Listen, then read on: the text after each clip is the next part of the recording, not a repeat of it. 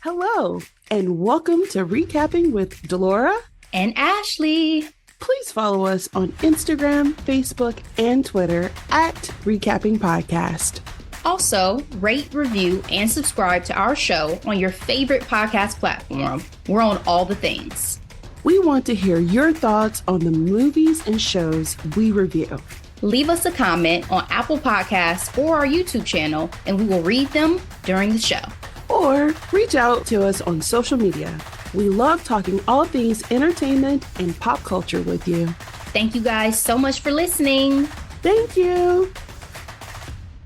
Hello, Ashley. Hello, darling. I have a question for you. Mm-hmm. In what year did the glitch happen? Like, I feel like we're living in the upside down. You know what I mean? I don't know if things have been right since Obama left office. Maybe that was it when? Obama or the pandemic, or you think it's further back? I mean, it's a good question because do you know that you're in the Matrix when you're in the Matrix? I don't think you do. Like only Neo and them, So it's hard for me to say until I get unplugged. But I know the ish has gotten real weird after Obama. Like before Obama was in office, during those years, everything felt Gucci to me. But it was crumbling when he got elected. That's why he got elected. Yeah, but I didn't feel it. Maybe too. Oh, I did. I was graduating college. Well, I was gonna say maybe too because like I was just so in La La Land about a lot of stuff. Like my president was black, my Lambo was blue. You know what I'm saying? I was feeling good. I was feeling great. I enjoyed the work I was doing. I enjoyed my friends. I enjoyed my life. I felt safe. Can't say I felt much of that in a long time. The safe part, the rest I still enjoy, but the safe part has left me. The insanity that has been going on. Yeah, there were political assassinations that just transpired. Yeah. A parade no one attended. Like people getting round up, snatched from their families. Graduations. I saw an article today. A military active soldier walked to the immigration office with his mama in uniform.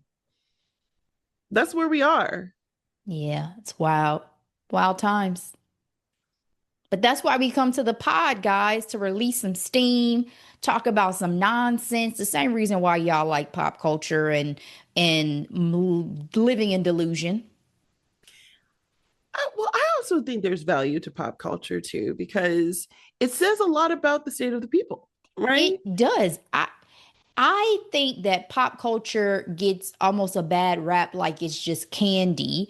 And when I say like living in delusion, I mean the same way that you do from any type of entertainment. Pop culture is not the lowest tier of that to me. You have gaming, you have sports, you have all the stuff that people lean heavy into. Ours is just pop culture, TV, film, but all those things, entertainment is on the same line for me. We all have to find our pleasures in this life. We do. And if y'all can watch Stephen A. Smith and ESPN all day and commentators, that's what we do. But we just do it in the form of entertainment shows. Exactly. We're and talking commentary. about the latest news. Yeah. In entertainment. Yeah, that's all. That's all. So anybody, I'm sure all of our listeners are we're preaching to the choir. We are. For anybody else who I always feel this way, I'm like, y'all put on sports in a bar. Can y'all put on something I actually want to see in here too? Like, not, don't get me wrong, I enjoy sports, but it's like, go ahead and throw on something like the Grammys or the Oscars or whatever. Cause like, that's my Super Bowl, exactly. Too. Exactly. So, that's so real. And it's so funny because it's telling what people gravitate towards, because I saw that one of our faves back in the day, Scandal, is now all the episodes are available on Netflix now. And I remember it ended right at the end of the Obama presidency. And I think it's so funny and fitting because I don't think I would have been in the headspace to watch Scandal, because the things that went on the show seemed so outlandish, and real life was like, hold my beer. Same with Veep. I've talked about Veep. I loved Veep. And they were like, we can no longer beat reality. So I guess it's time to wrap it up. And that was a fantastic show as well. Fantastic. All right. Well, let's talk about one of our favorite actresses, the one that we're rooting for, Simone Ashley. Our first headline today comes from the HuffPost. Quote, sidelined. F1 director faces backlash for Simone Ashley's cut. Ashley, I have been looking forward to this film. One is produced by our fave, Lewis Hamilton, starring our other fave, uh, uh, Dimson Idris, and then our problematic used to be fave, Brad Pitt.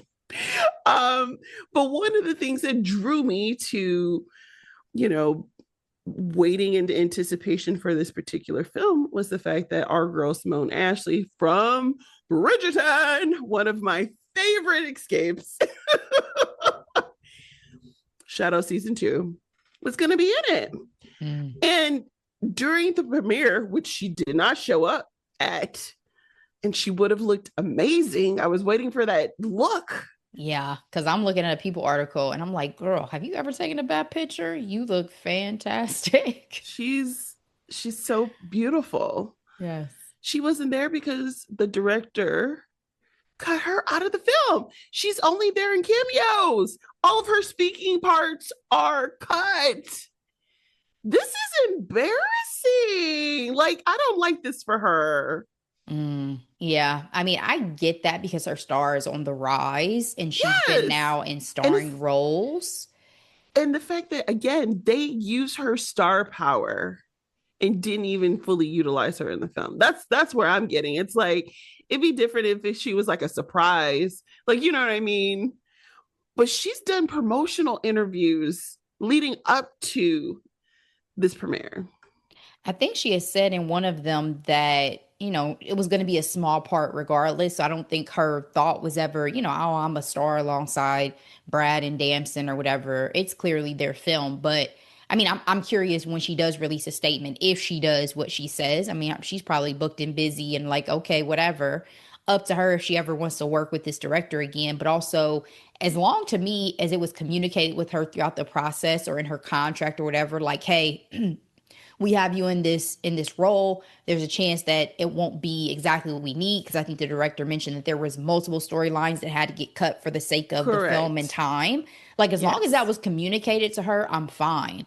But if it was a surprise, that's when Right. I would have a problem. And it's a surprise to the fans, obviously. But he mentioned, as you mentioned, that cuts to Ashley character were a standard part of the editing process, and he praises her talent. And I haven't seen her say anything in this article, though. They do um, bring up Manny. I don't know how to pronounce his last name. Jacinto, the Filipino Canadian actor. We know him. We love him from The Good Place and the Star Wars project. Acolyte. Yep. He was actually in Top Gun Maverick. He's even said in interviews that he took flight training and had like fitness regimen to prepare for the film, and he was cut out in the final cut with a non-speaking part. So I know for actors it's a big deal when you're able to say something on screen, you know what I mean? And so even with even both actors, they've been able to star in shows. I wonder how something like this would feel. I haven't seen anything from her though, or her camp. No. We'll see what she says when she does release it. Again, if she does, but I think they'll both be okay. The great thing is that I feel like actors just kind of used to rejection. So maybe it's just another Tuesday for them. You know what I mean? Like Yeah. it's kind of, you have to have a little bit of a thicker skin in the industry. All right, let's go ahead and go to our next headline. Girl, we talked about this earlier this year. The shocking but exciting win, Beyonce winning Best Country Album at the Grammys, along with finally Album of the Year. But isn't this always the plight? Like you jump hurdles, you burst through the glass ceiling just for the goalpost. Excuse my analogy. Analogies. Just for them to move the goalpost. It came out that the Grammys introduced new country album category and best new artist rules for 2026. This is from the Rolling Stones. The Recording Academy announced that instead of best country album, there's going to be best contemporary country album and best traditional country album. This pisses me off to no end. Like, how convenient. I have not, I guess in my mind, when I think traditional, I'm thinking Dolly, I'm thinking Willie. But who's been traditional? Seriously, Casey, Carrie, and They've listed some people in an article from Billboard that I'm not familiar with because again, country's not my genre. They listed Charlie Crockett, Sierra Farrell, Coulter Wall, Nolene Hoffman, who I guess have been previously nominated into the Americana and American Roots categories instead. But to your point, definitely feel like this is a direct and swift backlash yep, to Beyonce being awarded. They made a point to say in the Billboard article that this has been voted on in previous years and that this is just the year it goes through. Yeah, because I'm sure the voices were loud. Definitely. Like, oh, we got to do something. We can't have this. Not in country.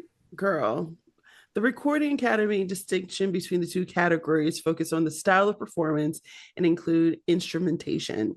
The traditional country album category will include country recordings that adhere to more traditional sound structure of the country genre, including rhythm and singing styles, lyrical content, as well as traditional country instrumentation like acoustic guitar, steel guitar, fiddle, banjo, yada, yada, yada, yada, yada.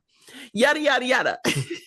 They said also in this article that this brings country categories more in line with other genres which separate contemporary and traditional albums or performances, including R&B, pop, and blues. And I hear that. But at the same time, country hasn't gotten this much attention. Y'all were still awarding Taylor Swift country albums even when she was country pop.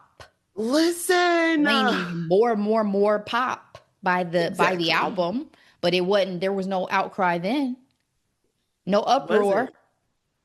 Best contemporary country album, on the other hand, is less defined. Of course, the intent is to recognize country music that remains resonant and relevant to the legacy of country music culture.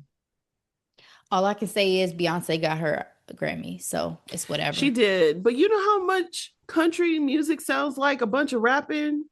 Yes, like, these days, absolutely. They are rapping like on to a strong guitar riff in the back. Like, absolutely. I mean, my foray into country stops now. So how much I'm gonna invest in this, we'll see when the next Black country artist, like, I mean, I like Mickey, so I love Mickey. We saw her at the Essence Fest. We did. Her performance was so endearing. Like, she was so happy to be there, and her voice is phenomenal. Yeah. I'm still following Tanner Adele, Brittany Reiner. I will see when the next Black artist, really needs the push to get awarded. That's when I'll be invested heavily again. So we'll see. Of the ladies featured and that we've talked about, we'll see. We will see. Blackbirds singing in the dead of night. Shout out to Cowboy Carter's outfits in London. I mean, the styles. There, I mean, I can't even think of all of them, but it is worth noting her last night in London, she wore like this blackbird top, and it was made by Stella McCarthy. That whole get up with the fringe jeans and everything like that. Yeah, I I was saw like, her that's so post fitting. an homage to Paul and to Stella. I also the sighting of her post show in flats. People were like, "Have we ever seen Beyonce in flats?" And I was like, "Damn, have I ever seen Beyonce in Love that flats?" that whole outfit was like baggy. It was like a big blazer with the comfy jeans. I mean, sis was on stage for 3 hours singing But her people were heart like, out. "Yo, I gotta go lay down after seeing her show. How does she got still got energy to go out after And her we have show?" seen her in flat. She's worn flat like sandals. You know what I mean? That's So, like vacay attire. I mean, like on the streets. I can't think of a time I've seen her in flats, but but oh, the looks in London were lethal. Like there was this red ensemble, like fire, fire, fire, Versace. So, okay. On to another Grammy winning artist, Sabrina Sabrina Carpenter has a new album cover, and people are losing their sugar honey iced tea. The mega pop star, I'm looking at MSNBC. It says Sabrina Carpenter's new album cover is submissive. Sure, we just don't need it. And this is an opinion piece that I thought was interesting, but people are really, really losing it because her new album called, quote, Man's Best Friend, sis is on her knees and hands in black stilettos, in glam, in front of a man, an unknown man holding on to her hair, a fistful of her blonde hair. You know, there's arguments coming from both sides, one saying, you know, this sets us back. They're like, she's not a feminist icon. Um, they did say her brand is cheeky and hyper feminine, but Sabrina Carpenter, especially in this iteration that, you know, I've been listening to her for years. Shout out to her being on Girl Meets World. Like I've been aware of her for a while, but I liked how she popped, and everything about her is so tongue in cheek. I mean, her last album was called Short and Sweet, and it's so cute because it's like she's short and sweet, the album short and sweet. Like, give me a break. I mean, especially in the time that we're in too, we have, you know, we have in the Oval Office and all of our faves getting in trouble for sexual misconduct. I mean, I should say former phase. Ashley, is this even worth the hype when she's clearly, to me, it's clearly campy and satirical. I cannot believe that this caused any level of an uproar. It's so tame to me. And then, Like, like, did y'all live through Madonna? I mean, come on, any pop Janet star, has had more sexier. any artist, like, I have an article that I'm looking at first about Carly Simon and how she went through similar controversy with an album cover she had called Playing Possum back in the day. But then also have an article up on the 20 most controversial album covers of all time. Ooh, People, even back in the 60s, Yoko Ono and John Lennon were on an album cover butt naked. cuddling each other. Butt naked, Yes. baby. You had multiple. You have Blind Faith in 69 who had a woman butt naked on the cover. The Rolling Stones, a crotch shot with a very large bulge. Roxy Music, Country Life, 1974, women butt naked practically. Scorpions, Virgin Killer, 1976 depicts a naked 10-year-old girl with broken glass covering her genitalia. It's one of the most censored album covers in music history. I mean, I What? could go on. There's an album cover from Millie Jackson in 1989 where the album is called Back to the Shit and she's sitting on the toilet with her underwear down as if she is taking one. Like, come on, people. This was the 60s, 70s, and 80s. It is 2025. Sabrina Carpenter being on her knees with a man pulling on her hair lightly feels more like role playing and sex positive messaging to me than anything. Because hey, that's how she likes to get down. I hear y'all saying all this ish when 50 Shades of Grey was a hit. Okay, and we know how that dom sub relationship went. So like, I Exactly. just don't understand, and this is ridiculous, and it actually kind of infuriates me that women still have so much controversy that comes with their artistic life and depictions and existence. So that's where I'm at, And Laura. sexual expression and desire or what have you. Is like, is she not allowed to want that for herself? Am I setting somebody back if I like to be spanked? I don't think so. I don't think so. Who child? Hi, mom. Ah, it's so funny. We just had dinner recently with our girlfriend Shamika, and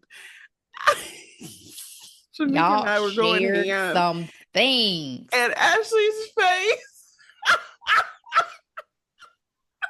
I'm always getting information from Shamika, but it was you that shocked me. That's when my mouth went agape. I was like, "Oh, the secrets are spilling tonight. More sangria over here." Pretty much. Why did I wake up with a headache? I was like, man, I didn't even drink that much. You had like two glasses, baby. Like two glasses. Oh man, that was a time. A time was had. Good luck, sis. I'm curious to see what this album is going to be like. I really did enjoy her last album. And one of my favorite songs, speaking of her like tongue in cheek, like lyrics and everything, The Sharpest Tool. And like there's this line that says, I'm with a boy who doesn't know the difference between there, and there. Took me out. Took me out. I was like, I love a witty, smart woman, and she's Mm-hmm. that. So, all right, we will see. Really quick Diddy update. It came out today that he will not be testifying at his trial.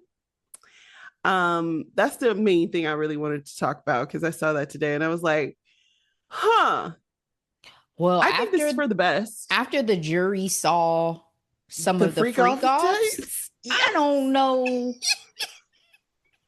I don't know what there What is did to you say? say. People were like, "Oh, we Exactly. playing." People were like, "Oh, we playing porn in court now." Got it. Right. But to be fair, only like the judge and the jury and like the council people saw it. Like the audience did Sure. not. But people said you could hear audible moans coming out of the headphones and stuff. So, Whoa. and even still, if you Whoa. were sitting on that jury, I said at the very start of this, God bless that jury. Like, if you were sitting in that jury, I mean, you are watching homemade porn. You Yes. are. Amateur. Wild Yep. stuff. Wild stuff. Insane. Well, the wild stuff continues, Ashley. Tyler Perry. Let's get into our hot topics. He has been hit with a sexual harassment allegations in a $260 million lawsuit. It says here, Tyler will not be shaken down, and we are confident these fabricated claims of harassment will fail, says his lawyer. Girl, there was a 46-page complaint filed last week in LA. The complainant is looking for punitive damages totaling the 260 million. And it says compares the allegation to those against other well-known entertainment industry figures accused of sexual conduct. I mean, TMZ had the emails. This is all coming from Derek Dixon. People.com actually has a whole breakdown Like, who is Derek Dixon?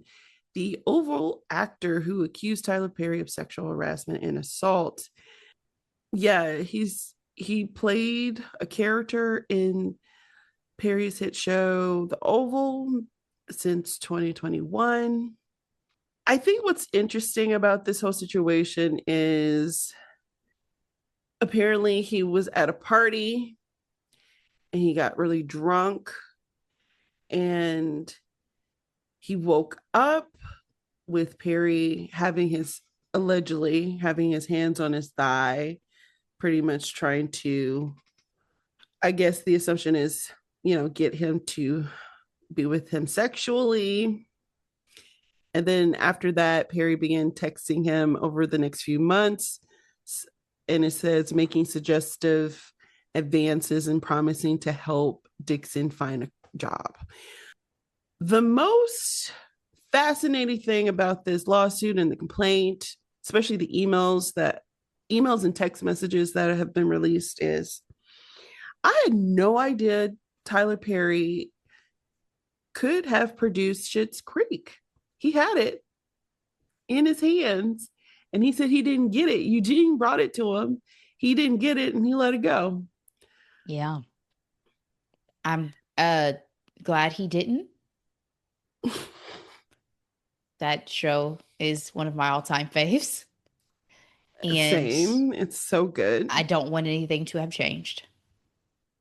I don't know what to say about these allegations anymore, Ashley. Like, I'm running out of witty things to say. We got Diddy, we got freaking Smokey Robinson, we had Jay-Z earlier this year with an anonymous complainant. Jay-Z's the only one that went away with the quickness, though. The quickness.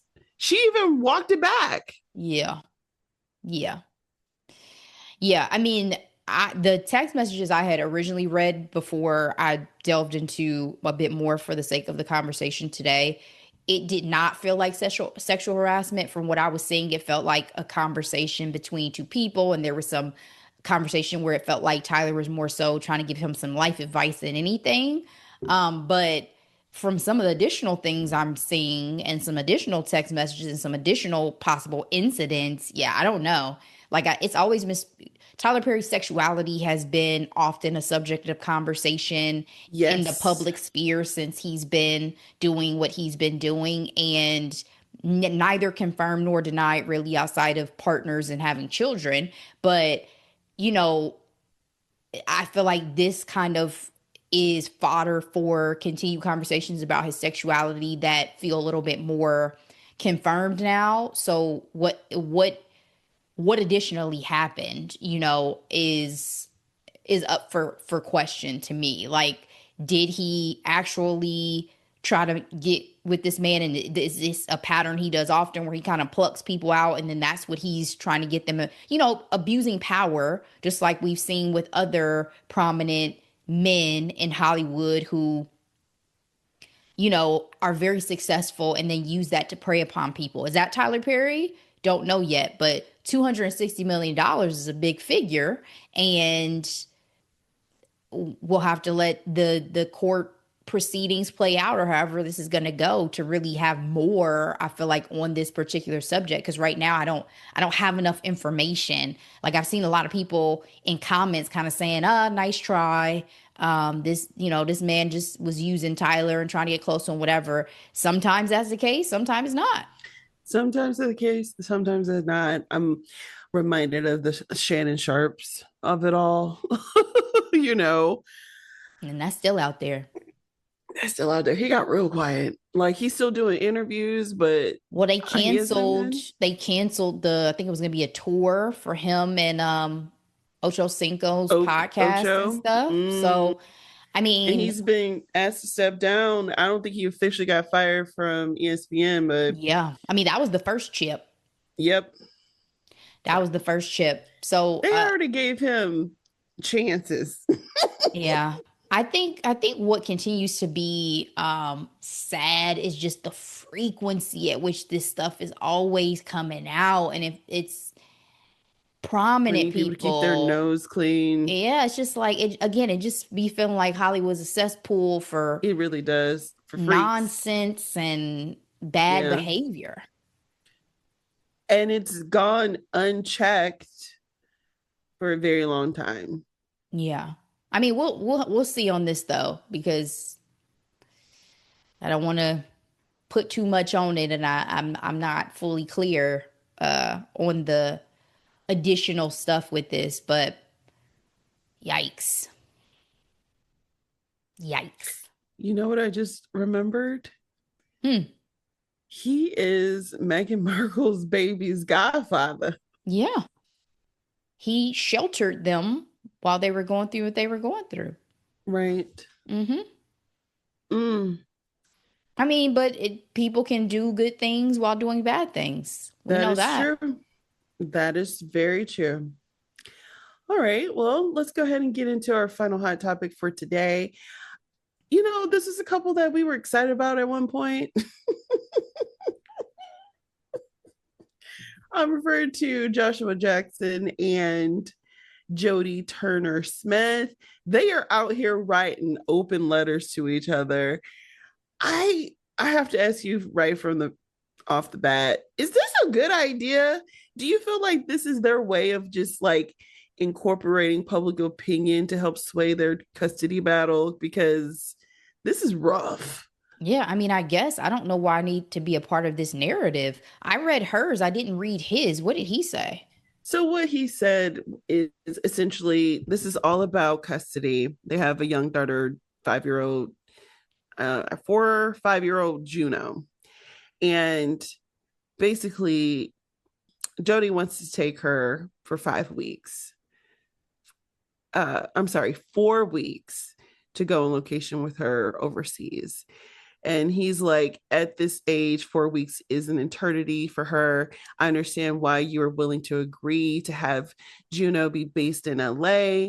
And during that time, it reduces the stress of air travel and time zone shifting for her. He also goes on to say, thankfully, this summer, I have the ability to travel, thereby reducing the need for Juno to incur additional travel while still being able to provide her with a frequent, continuing, and meaningful contact with both parents. He's like, I think that maximizing that frequent, continuing, and meaningful contact should be our guiding light through all of these conversations and planning for parenting time. Juno needs both of us, ideally, exactly equally. Um, this comes after, as I mentioned, Jodie wants to take her to Morocco. He's like, I do not agree for Juno to travel with you to Morocco. I would need much more information, dates, places, hotel security, your work schedule, and meaningful discussions with you prior to considering any specific travel to Morocco or anywhere else for that matter. So, Yeah, take again, me out of this. why are we in this Take conversation? me out of this. This is two parents who clearly love their child, and um now that they're no longer together, it's not smooth sailing. There is nothing that tears people apart and brings out the ugliest sides of them than custody battles, it seems like, in these dissolutions. So hope they work it out. I hope they figure it out. Conscious uncoupling or whatever the fuck they say in Hollywood these days. Let's make this work and Well, take me that's out the the group chat. deal. The divorce has been settled as of earlier this year. I Is the understand. custody battle I that is, understand, but when you talk about the Gwyneths and the Chris Martins, when people talked about conscious uncoupling, it was beyond the divorce. It was also in how they showed up as co-parents. yes, So you that's never what heard I a mean. thing. Yeah, like Yeah. y'all need to just figure this out and take us out the group chat. This is not my business. I have way too much stress otherwise than to be worried about who got y'all daughter what time in the summer. I don't care. But it's like her response. Hi, Joss. Thank you for your message. I appreciate your recognition of how fluid the production timeline can be. And your willingness to accommodate the fluidity truly makes a difference. And her side is pretty much saying, I got science on my side. It means a lot for a biracial daughter to be with her black mama. She's like, here's science. Bam. She's like, the maternal bond is crucial role that being close to her black mother will play in shaping her identity and self-esteem. Research consistently shows that biracial children, particularly with black mothers, that connection is not peripheral, is fundamental. It plays a vital role in the identity foundation, emotional resilience, and long-term psychological well-being. Mm-hmm. I'd hate She's to like, be a family court judge. these are not abstract ideas. Girl, I think it was bold for him to do that, but I think he was probably trying to save face because he filed emergency custody order 2 weeks ago. So maybe this is his way of airing out like, oh, this is major. And I mean, I understand what he means. I mean, their house did burn down in fires earlier this year. So, and they're both working actors. She's originally from overseas. There's a lot to go on. They need to have some mentors or somebody to talk to. Because it ain't us. It is not us. But like I said, I just thought this was fascinating because it's like they really are out here writing letters. When was the last time we saw something like this? I don't know. I can't think of any as well. It'd be hilarious if their daughter gets a little older and files for like emancipation. I would be cackling. Don't say that. I'm just saying, y'all going real hard. And she'd be like, actually, I'll go ahead and run my own life. I'm Drew Barry more it up out here. No, I'm not wishing that on them. I'm just joking. Yeah. All right, Ashley. That is all I have for today. What do we have for our audience next week? Yeah, so next week we have a special episode. It's kind of a mixture between an in conversation and a recap. We are chatting with the creative director and executive director of a docuseries called Beyond the System, A Journey Through Foster Care. And they are going to be answering some questions about their journeys, the creative process of making this, and some takeaways and calls to action from us as a community, from lawmakers, from other foster care survivors. It's a really great discussion. And thank you so much to Shondell and Tiffany for joining us. Thank you. Thank you. I'd like to highlight that these are grassroots independent filmmakers, and this message is so important, and what they've done so far has been so impactful and meaningful and inspiring. So can't wait for y'all to hear this conversation. Absolutely.